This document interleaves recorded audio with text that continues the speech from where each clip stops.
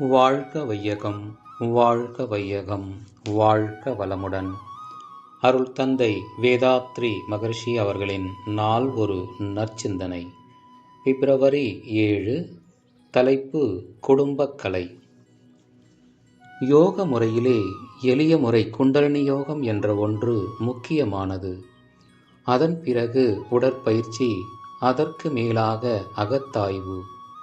அகத்தாய்விலே எண்ணம் ஆராய்தல், ஆசை சீரமைத்தல், சினம் தவிர்த்தல், கவலை ஒழித்தல், நான் யார் என்று வினா எழுப்பி விடை காணுதல் என்ற அளவிலே வருகிறபோது, இந்த விளக்கம் எல்லாம் தெரிந்தபோது மனமும் தூயதாக தெளிவாக இருக்கிறது.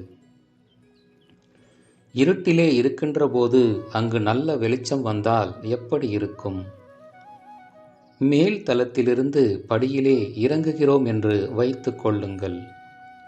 விளக்கு இல்லை, சில சமயம் படி இருப்பதே தெரியவில்லை என்றால் என்னவாகும்? ஆனால் படி இருக்கிறது என்று தெரிந்தும் அதனோடு விளக்கும் இருந்தால் எப்படி இருக்கும்? அதேபோல் வாழ்க்கையிலே தெரிந்து கொள்வதற்கும் தெரிந்ததை நடைமுறைப்படுத்தி திருந்தி உறுதி எடுத்துக்கொண்டு அந்த முறையிலே வாழ்வதற்கும் ஏற்றதோர் பயிற்சிதான் மனவளக்கலை. அதற்கு மேலாக உடலை நன்கு உறுதியாக வைத்துக்கொண்டு ஆன்மாவை வளர்த்து கொள்வதற்கு பெருந்துணை புரியும் கலைதான் காயகல்பக் கலை. அதை ஒழுங்காக செய்து வந்தால் மனிதன் எந்த நிலைக்கு உயர வேண்டுமோ அந்நிலைக்கு உயரலாம். குண்டலினி யோகம் செய்வதற்கு உயிராற்றல் போதிய அளவு வேண்டும். அந்த உயிராற்றலுக்கு வித்து ஆற்றல் வேண்டும்.